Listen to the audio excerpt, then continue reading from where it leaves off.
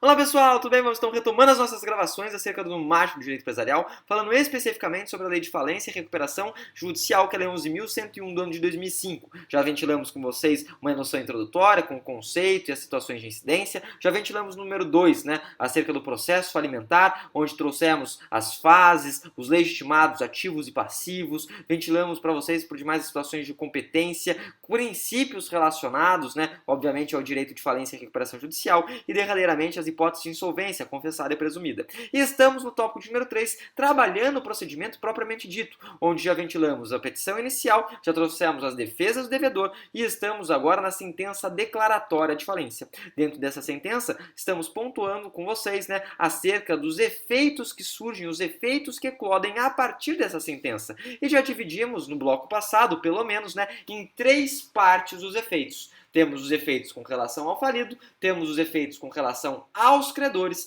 e temos os efeitos relacionados aos contratos do falido.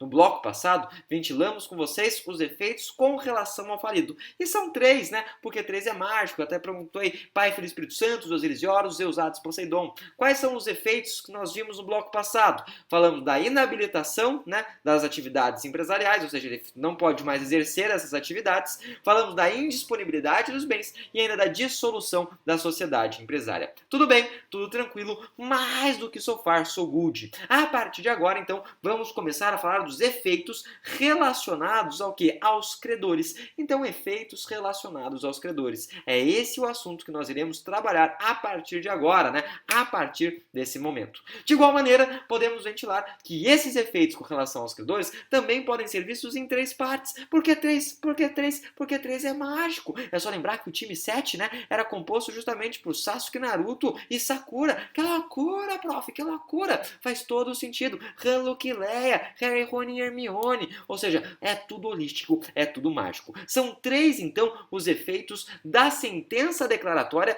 com relação aos credores. Então, quais são esses efeitos? Primeiro efeito, é um efeito bastante importante, haja vista que os credores eles querem receber. E para receber, a gente precisa primeiro constituir a chamada massa falida.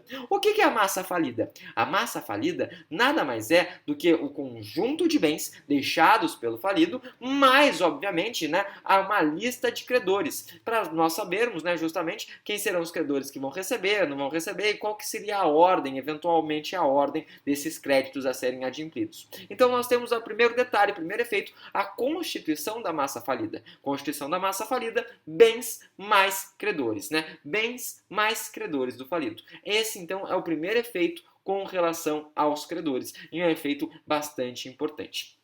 Segundo efeito. O segundo efeito traz o quê? O vencimento antecipado das dívidas, Ou seja, o vencimento antecipado das dívidas a serem pagas aos credores. E por que isso? Primeiro, para facilitar para o administrador judicial, porque muitas vezes o administrador judicial ele tem que ficar pensando, tem que pagar tal dia, tal dia, tal dia. Então, para facilitar, junta-se todos, faz o vencimento antecipado, unifica e assim facilita a atividade do administrador judicial. E mais importante do que isso, Qual que é o mais importante do que isso? Fazendo esse vencimento antecipado, você tem o quê? Você tem o chamado princípio do par credício creditório, Par condício creditório. O que é o par condício creditório? É justamente colocar todos os credores em pé de igualdade. Fazendo esse vencimento, você sabe também a ordem dos créditos e, obviamente, poderá fazer o pagamento em pé de igualdade desses credores. Isso que eu estou apontando para vocês, que é o princípio do chamado par condício creditório, que é o princípio da igualdade relacionada aos credores, está esculpido, talhado,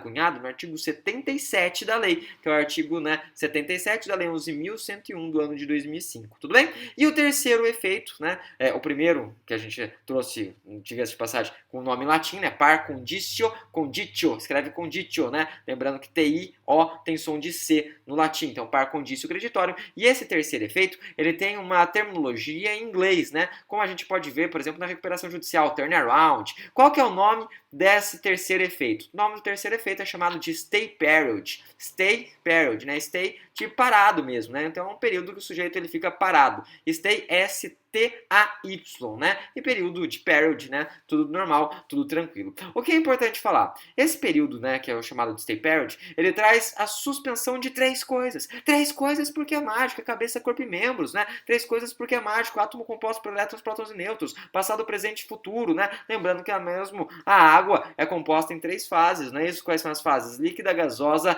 e sólida. Tudo bem, tudo tranquilo, tudo sussa-sussa, show de bola. O que é a suspensão gerada por esse stay period, né? Nós teremos nesse período uma suspensão, primeiro dos juros. Essa suspensão dos juros está no artigo 124, porque obsta, né, obviamente, um crescimento exorbitante das dívidas, de modo que o falido ele depois não consiga pagar. Então vamos parar os juros por um determinado momento. Vamos então fazer o para, né? Ou seja, por isso que João Kleber era mágico, né? Para.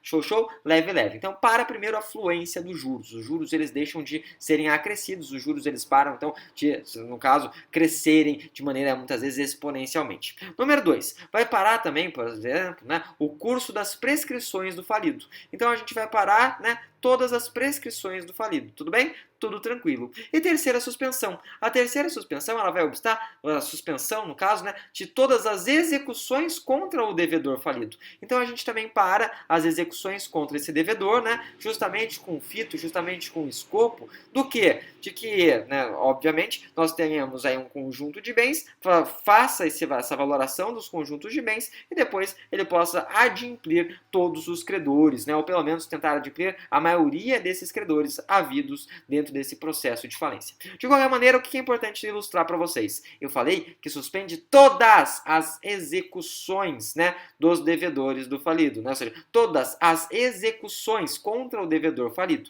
Tudo bem, tudo tranquilo. Mas será que são todas mesmo? Por quê? Porque a gente sabe que no direito, toda vez que surge essa expressão todas, nunca, sempre, a gente tem que fazer um momento de João Kleber. Para! Porque muitas vezes, né, essa informação ela pode estar equivocada. Então eu quero puxar uma observação. Qual que é a observação? A observação é a seguinte: apesar de estar escrito todas, né, todas as execuções, né, contra o devedor falido, não são todas, propriamente dita, que serão suspensas, porque algumas delas, em razão de sua essência, né, elas não serão suspensas e elas continuarão a existir. Como exemplo, né, podemos falar para vocês, exemplo daquelas execuções de natureza trabalhista, né? Ou, por exemplo, aquelas execuções de natureza fiscal, não é isso? Ou execuções ainda que demandarem quantias ilíquidas. Lembrando-se sempre que se o falido ele for autor, né, obviamente também o processo ele não fica suspenso. O autor é um litisconsórcio ativo.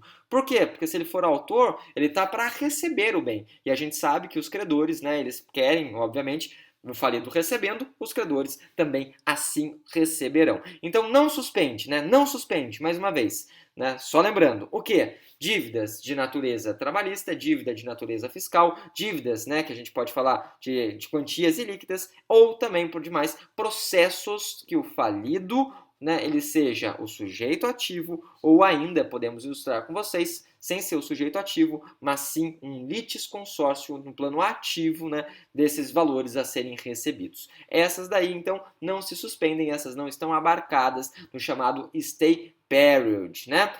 E até quando vai essa suspensão? Essa suspensão, gente, ela vai até a sentença de encerramento da falência. Lembrando que no bloco passado, na inabilitação, eu ilustrei para vocês o seguinte: eu falei que ela surge o efeito com a sentença declaratória e vai até quando? E vai até o cumprimento das obrigações do falido. Aqui não. Aqui vai até a sentença de encerramento da falência, que é a sentença, né, que a gente fala que traz fim à fase falimentar. Tudo bem, tudo tranquilo, entendi, prof, show, leve.